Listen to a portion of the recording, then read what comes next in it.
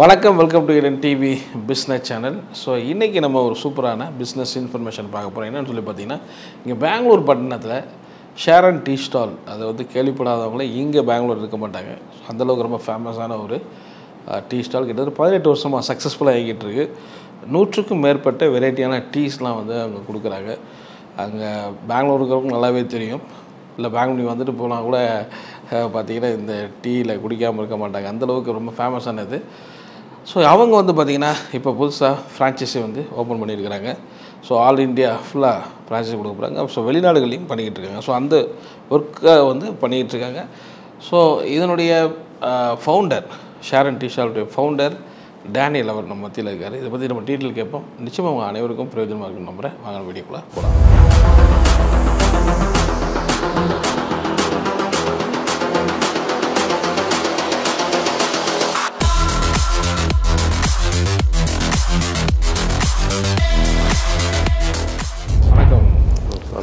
நல்லா இருக்கீங்களா?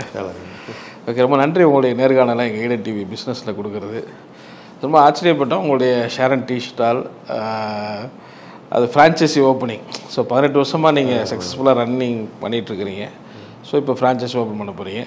ஸோ இது ஆரம்ப ஸ்டேஜை சொல்லுங்கள். இது எப்போ நீங்கள் ஸ்டார்ட் பண்ணீங்க? இதை டீ ஸ்டால் வந்து எப்படி ஒவ்வொரு ஸ்டெப்பாக கிட்டத்தட்ட இங்கே 9 பிரான்ச்சஸ் இருக்குது.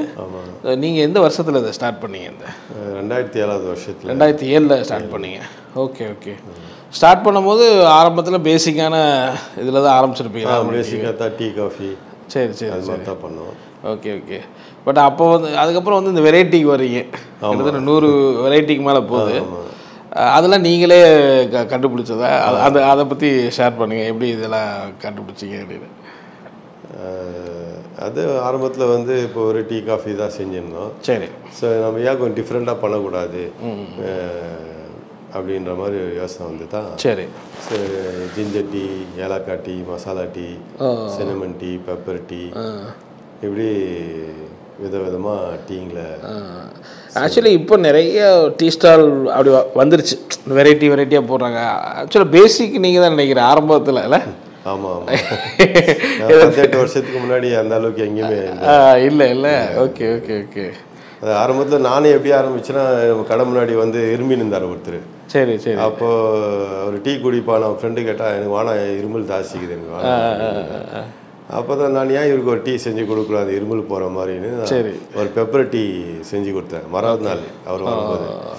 அப்போது கொடுத்தவொடனே தான் அந்த டீ குடிச்சு நல்லா இருக்குது, அது தொண்டை இதை போச்சு அப்படின்னு அவர் மறாந்தால் வரும்போது எனக்கு அது பெப்பர் டீ கொடுன்னு சொன்னார். ஸோ அப்போ தான் வந்து சரி நம்ம இன்னும் வேறு எதாவது புதுசாக டீ இங்கே கண்டுபிடிக்கலான்னு அப்போ தான் ஜிஞ்சர் டீ, ஜிஞ்சி வாங்கினந்து இடிச்சு போட்டு கொடுக்குற, ஏலக்காய் வாங்கினந்து ஏலக்காய் டீ, இப்படி விதவிதமாக டீங்களை பண்ணி தான் ஜனங்களுக்கு கொடுக்கும்போது தான் அப்போது ஜனங்களுக்கு வந்து ஏன்னா இது எங்கே போனாலும் ஒரு டீ காஃபி தான் இருக்கும், இங்கே வந்து ரொம்ப டிஃப்ரெண்ட்டாக வெரைட்டி டீ கொடுக்குறாங்க அப்படின்னு சொல்லி அவங்க போய் ஜனங்களுக்கெல்லாம் சொல்லி நம்ம ஷேரன் போகலாம் வாங்க, அங்கே விதவிதமாக டீ இருக்குது, இஞ்சி டீ இருக்குது, ஏலக்காய் டீ இருக்குது, வெப்ப உனக்கு என்ன டீ வேணும் வா அங்கே கிடைக்குது.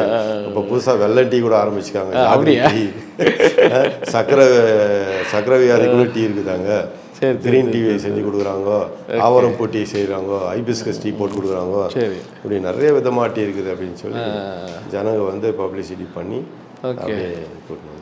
Okay okay. ஸோ அப்படியே ஸ்டெப் பை ஸ்டெப்பாக வளர்றீங்க. கிட்டத்தட்ட இப்போ 9 பிரான்ச்சஸ். இது எப்படி ஒவ்வொன்றா க்ரௌடு கூட நீங்கள் ஆரம்பித்ததா? இது எப்படி இது பண்ணீங்க? ஆமாம், க்ரௌடு கூடும்போது தான் வந்து எங்களுக்கு ஃப்ரான்ச்சைஸி வேணும் அப்படின்னு சொல்லி கேட்டாங்க ஜனங்க. சரி. அப்படி வந்து நாங்கள் ஒரு 4 பிரான்ச் வச்சுருக்கிறோம். ஓகே. இன்னும் 5 பிரான்ச் வந்து ஃப்ரான்ச்சைஸி கொடுத்தோம். ஃப்ரான்ச்சைஸி அந்த கூட்டத்தை பார்த்து ஓகே ஜனங்க வந்து எங்கள் ஊரில் ஒரு டீ கடை ஆரம்பிக்கணும், மாதிரி ஃப்ரான்ச்சைஸி கொடுங்கன்னு சொல்லி. சரி ஓகே. இது எல்லாமே நீங்கள் பெங்களூருக்குள்ளே பண்ணியிருக்கீங்க இந்த இது வந்து. ஸோ இப்போ தான் நீங்கள் ஆல் இண்டியா எல்லாம் கொண்டு போகணுன்னு நினைக்கிறீங்க. அதுக்கு என்ன காரணம்? கிட்ட 18 வருஷம் ஆயிடுச்சு. அதான் பேர் கெடுத்துடுவாங்க. பேர் வெளியெல்லாம் போல பேர் கெட்டுடும், சரியாக குவாலிட்டி மெயின்டைன் பண்ணலன்னா பேர் அடி வாங்கிடும். சரி. இப்போ நல்ல பேர் இருக்குது பெங்களூரில் வந்து ஃபேமஸாக இருக்குது. சரி. ஸோ வெளியில் போகும்போது இதாகிடுமேன்றதுனால ஒரு தயக்கம் இருந்தது. சரி. அதனால தான் இருந்தது. சரி, இப்போ வந்து நம்ம பசங்களாக வந்திருக்கிறாங்க நம்ம கூட. நம்ம மருமகன் பையன் பொண்ணு எல்லாம் வந்து இப்போ அவங்க பிஸ்னஸ் அவங்க தான் பார்த்துக்குறாங்க. சரி. ஸோ அதனால இப்போ நம்ம தாராளமாக போகலாம். நான் ஒண்டி இருந்தேன். இப்போ அவங்களாம் கூட சப்போர்ட்டுக்கு வந்திருக்கிறதுனால ஸோ இப்போ ஆல் ஓவர் இந்தியா நம்ம ஃப்ரான்ச்சைஸி கொடுக்கலாம். ஓகே. நான் இந்த கேள்வி ஏன் கேட்டேன்னா நிறைய பேர் இப்போ ஆரம்பித்து 1 வருஷம் 2 வருஷத்தில் கூட ஃப்ரான்ச்சைஸிலாம் கொடுக்க ஆரம்பிச்சிடுறாங்க. ஒரு சக்ஸஸாக ஒரு கடை ஓடிச்சனாலே அப்படி தான் கொடுக்க ஆரம்பிச்சிடுறாங்க. அதனால் இத்தனை வருஷம் நீங்கள் பெங்களூர்லேயே சக்ஸஸ்ஃபுல்லாக பண்ணிகிட்ருக்கிறது, அதுக்கப்புறம் ரொம்ப ஸ்டடி பண்ணி தான் மூவ் பண்ணுறீங்க. அது ஓகே. ஸோ இந்த ஃப்ரான்ச்சைஸி எடுக்க விரும்புகிறவங்களுக்கு என்ன சொல்கிறீங்க? ஆக்சுவலாக அவங்க என்ன பண்ணணும், அது என்ன ப்ராசஸ்ஸு? ஆக்சுவலாக அவங்க நிறைய ஏரியாக்களை பார்த்துட்ருப்பாங்க, அந்த இடத்துல இந்த ஃப்ரான்ச்சைஸ் எடுக்கணும்னா அவங்க என்ன பண்ணணும்? ஆக்சுவலாக அதான் அவங்க வந்து நல்ல லொக்கேஷன் பார்க்கணும். முதல்ல வந்து டீ பிஸ்னஸ்னும் போது லொக்கேஷன் எவ்வளோ ஸ்கொயர் ஃபீட்டு மினிமம்? அப்படி ஒரு 150 ஸ்கொயர் ஃபீட் மேலே எவ்வளோ இருந்தாலும் நல்லது. Okay okay okay. மினிமம் 150 வேணும். ஸோ எவ்வளோ இன்வெஸ்ட்மெண்ட் இதுக்கு தேவைப்படும் நினைக்கிறீங்க? ஒரு 5 lakhs தேவைப்படும். 5 lakhs மினிமம் அந்த மாதிரி. ஸோ இன்னும் ஃபர்தராக இந்த இன்வெஸ்ட்மெண்ட் பற்றின டீட்டெயில்ஸ்னால் நீங்கள் என்கொயரி பண்ணும்போது நாங்கள் எல்லாம் சொல்கிறீங்க. ஸோ அது மாதிரி நீங்கள் என்ன இதில் பார்க்குறவங்க என்ன யோசிப்பாங்கன்னா, இப்போ நீங்கள் இருக்கிறது பெங்களூரு, ஸோ அவங்க தமிழ்நாட்டில் உதாரணத்துக்கு மதுரை, கோயம்புத்தூர், சென்னை இப்படிலாம் போகிறாங்கன்னா அவங்களுக்கு எப்படி இந்த அப்படியே இதனுடைய டேஸ்ட்லாம் அப்படியே அவங்க இது பண்ண முடியும்? அதுக்கு என்ன மாதிரி பண்ணுறீங்க? இப்போ நம்ம வெளியிலேருந்து நம்மக்கிட்ட ஃப்ரான்ச்சைஸ் கேட்டாங்கன்னா சரி, அவங்களுக்கு வந்து நாங்கள் இங்கேருந்து ரா மெட்டீரியல்லாம் அனுப்பிச்சி கொடுப்போம். Okay okay. ஸோ அது வந்து அவங்க செய்கிறதுக்கான முறையை வந்து நாங்கள் ட்ரைனிங் கொடுப்போம். எங்ககிட்ட அவங்க ஃப்ரான்ச்சைஸ் எடுக்கும்போது அவங்க வந்து ஒரு 2 பேர் மாஸ்டர் அனுப்பிச்சி விட்டாங்கனாக்கா நாங்கள் வந்து ட்ரைனிங் கொடுத்து இதே டேஸ்ட் வந்து அவங்க இதே டேஸ்ட்டில் அவங்க பண்ணுற மாதிரி நம்ம ரா மெட்டீரியல் அவங்களுக்கு கொடுப்போம். ஓகே. அப்படி வந்து அவங்க பண்ணலாம். அது மாதிரி அவங்க இப்போது நீங்கள் கொடுக்குற ஸ்நாக்ஸ்லாம் இங்கே வச்சுருக்கிறீங்க, இப்போ ஸ்நாக்ஸ்லாம் அவங்க இடத்துல வாங்கிக்கலாமா இல்லை நீங்கள் கொடுக்குறத அதையும் இது எப்படி? இப்போ வந்து அவங்க ஃப்ரான்ச்சைஸ் எடுக்கிறாங்கனாக்கா அவங்களுக்கு வந்துட்டு நம்மக்கிட்ட என்னென்ன ஐட்டம் நம்ம இங்கேருந்து கொடுக்க முடியுமோ அதெல்லாம் வந்து நம்ம வந்து அவங்களுக்கு அனுப்பி கொடுக்கலாம். இங்கேருந்து அனுப்ப முடியாத பொருளை வந்து நம்ம அங்கே தான் அவங்க வாங்கிக்கணும். அது வந்து நல்ல தரமான பொருளாக இருக்கணும். தரமான ஒரு குவாலிட்டியான இது செய்யணும். அவங்க வாங்கி விற்கிறது தரமான ஒரு குவாலிட்டியாக இருக்கணுன்றீங்க. ஓகே. அது மாதிரி இதில் மெயினாக யோசிக்கிறது ப்ராஃபிட் தான் யோசிப்பாங்க. இந்த நம்ம டீ கடை வச்சா நம்ம ஓரளவுக்கு எவ்வளோ ப்ராஃபிட், இனி எப்படி என்ன சொல்லுவீங்க ஆக்சுவலாக ப்ராஃபிட்டு? அவங்க எதிர் டீன்னு போது ப்ராஃபிட்டு இந்த இருக்குது இல்லாமல் இல்லை. அவங்க நல்ல லொக்கேஷனில் வைக்கும்போது கண்டிப்பாக நல்ல ஒரு லாபத்தை அவங்க பார்க்கணும். அந்த முதலீடெல்லாம் முதலீடுன்றது இப்போ 5 லட்ச ரூபாய் சொல்கிறோம். சரி. ஸோ அது வந்து அவங்க ஒரு 1 yearல எடுத்துடலாம். அதெல்லாம் 1 yearல எடுத்துடலாம். Okay okay okay. 1 yearல எடுத்துடலாம், எடுத்து இது பண்ணிடலாம். ஓகே. இப்போ ஏன்னா நம்ம குவாலிட்டி நம்ம ஷாரன் டீ இது வந்து அந்த மாதிரி குவாலிட்டி இருக்கும், டேஸ்ட் இருக்கும், குவாலிட்டி இருக்கும்.